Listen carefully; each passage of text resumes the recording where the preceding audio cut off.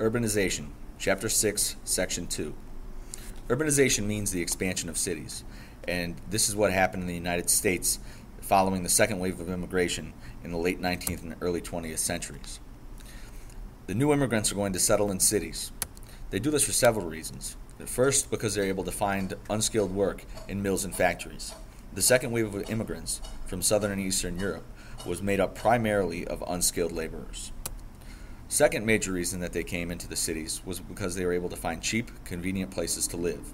Remember, there were no cars at this time, and so immigrants needed to live close to where they worked.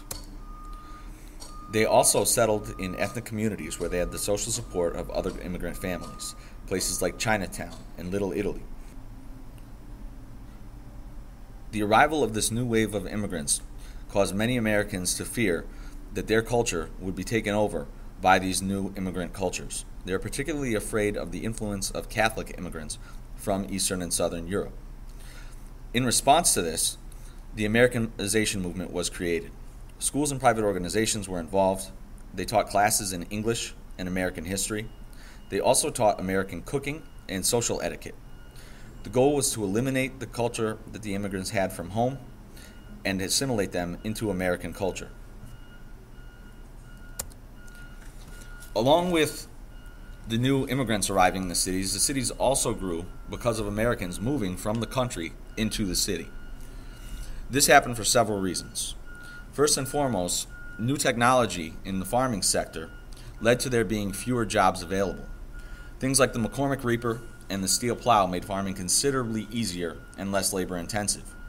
Farms merged and became larger, so people who sold their farms and laborers looking for work moved into the city. African Americans also began to move into the cities. They headed north and west from the south to escape the racial violence, economic hardship, and political oppression that they faced. They found that the city life was not much better, racism continued, and there was a lack of well-paying jobs. Because many of them had not received even a rudimentary education in the South, they were not able to compete for the more high-paying jobs that were available in many of the mills and factory towns.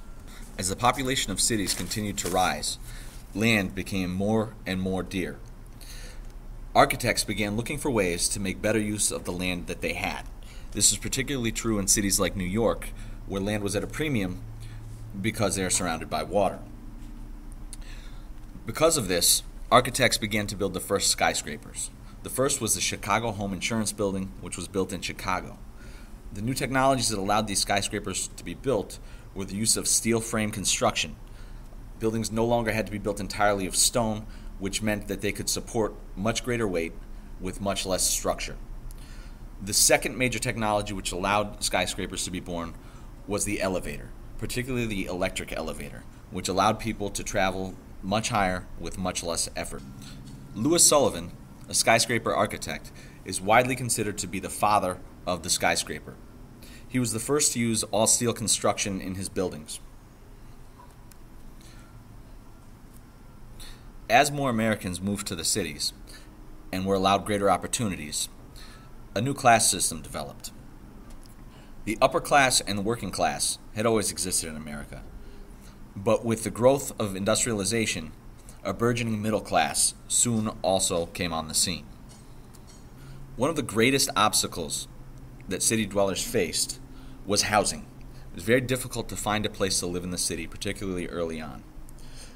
Initially, the best option was to buy a house on the outskirts of the city and commute to work. However, there was inadequate transportation. Many men also lived in boarding houses, where they would live in the city and share rooms with other men in a living space with families.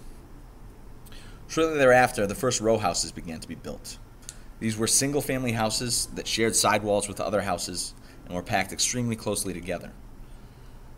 What began to happen was many immigrant families started to pack 2, 3, and even 4 families into each row house. This caused issues with sanitation and health. The solution that architects came up with was the dumbbell tenement. This is a long, narrow, 5 to 6 story building shaped like barbells, as you can see here. The central part of the building, the 50-foot section, was used as an air vent. This allowed there to be outside windows for all rooms. This was something that was lacking in the row house. If you had a bedroom in the middle of the house, there would be no light and no air from outside.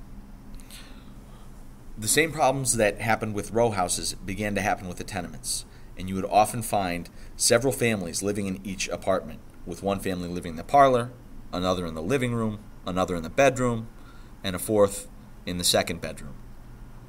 This overcrowding caused serious problems, as the only washroom was in the center in the public hall. People began to use the courtyards between the buildings as a garbage dump. Very soon, garbage, human waste, and other excrement began to fill the air. Before long, the conditions in the tenements were worse than those in the row houses. As you can see here, the tenements were built closely together so that there would be a central courtyard. This is the area that became the people's garbage dump. Transportation was also an issue in the city. Early on, people got to where they needed to go on foot or by horse-drawn streetcar. In some cities, like San Francisco, they built cable cars. These worked by having an underground cable below the street that the car would attach itself to be pulled around the city. Eventually, electric streetcars were installed in many cities. The first was seen in Richmond, Virginia. Other cities developed various forms of transportation, including the L in Chicago. The L stands for elevated train. This train was built above the ground, and people could walk the city streets below. Early on, the trains were powered by steam-powered locomotives. Today, they operate via electricity. New York City built a subway. There was also an electric subway built in Boston. This is known as the T today. Another major issue in cities was the ability to find potable drinking water. Prior to industrialization, vendors would cart large tubs of water into the city for sale in the streets. Post-industrialization, cities began to build public waterworks. Unfortunately, there was an inadequate supply of water. The cities didn't have enough for all of the residents. Oftentimes, residents were bathing with water from sinks. The cities adjust to this by trying to provide cleaner water. One of the first things they do is add chlorine. This was introduced in 1893, and it was important because it killed the bacteria that caused things like cholera and typhoid fever. They are also going to add filters to remove particulate. This was introduced in 1908. Sanitation would also become a problem for most cities.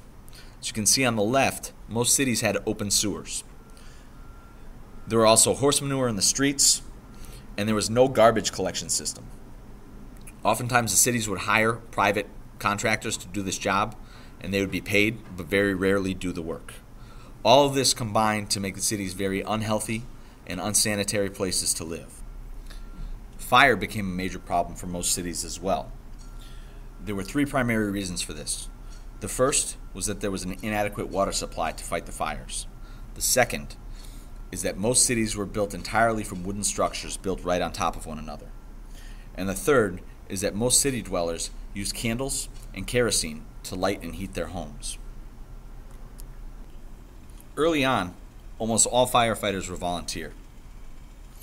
They were often more of a street gang than a fire department. They would arrive at the scene of a fire and demand money from the owners of the buildings on either side of the fire before they would intervene. Many times more than one department would show up at the same fire, and often a fight would break out over who had the right to fight the fire and therefore get the money from the building owners on either side. Crime is a major issue in the cities as well. There were gangs of immigrants and nativists who would fight one another. There were also pickpockets, thieves, and con artists.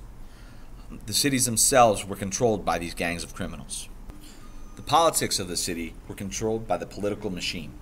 Political machines were organizations linked to a political party that often controlled local government. These machines were organized like a pyramid. The city boss sat at the top. He was sometimes the mayor of the city, but not often. Below him were the ward bosses, whose job it was to work to secure votes for the city boss. Below them were precinct workers and ward captains. These people's job was to get out the vote and make sure that the proper candidate was elected. These machines came about because there was little regulation over electoral politics, which meant that most elections were held in something like the Wild West. The party boss was the head of the machine.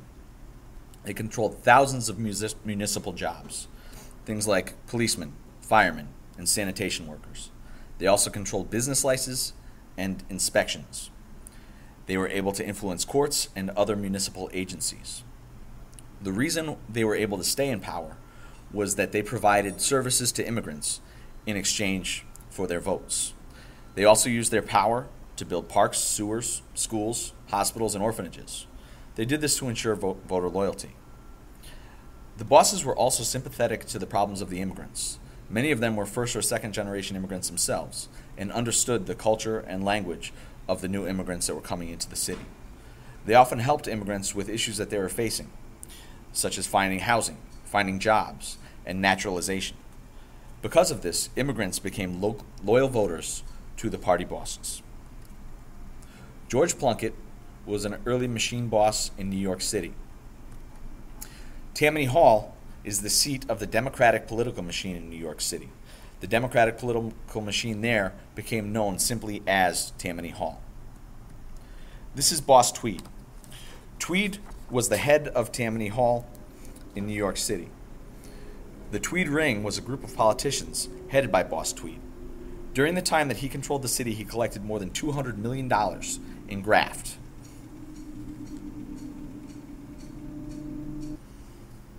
Tweed made his money through graft. Workers turned in bills that were higher than the cost of the labor and the parts that they used. They then kicked back some of the extra money to the machine. Politicians often granted favors to businesses for cash, and they accepted bribes to allow illegal activities. Police often didn't get involved because they were on the payroll of the machine themselves. Until the year 1890, they were hired directly.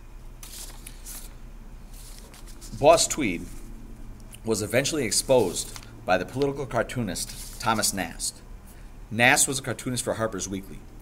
He drew cartoons that exposed Tweed's graft, and these caused public outrage. In 1871, the Tweed Ring was broken. He was arrested, served 2 years, and then escaped. In 1871, he was recognized from a Nast cartoon in Spain and sent back to the United States, where eventually he died in jail. Another major part of party politics was patronage. Patronage is the distribution of jobs and favors on a political basis, as to those who have supported one's party or political campaign. Basically, party bosses would give jobs to people who had voted for them.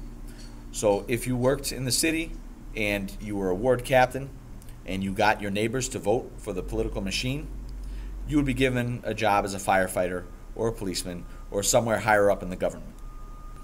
As you can see, life in the cities was very difficult. City dwellers faced many problems, and changes needed to be made.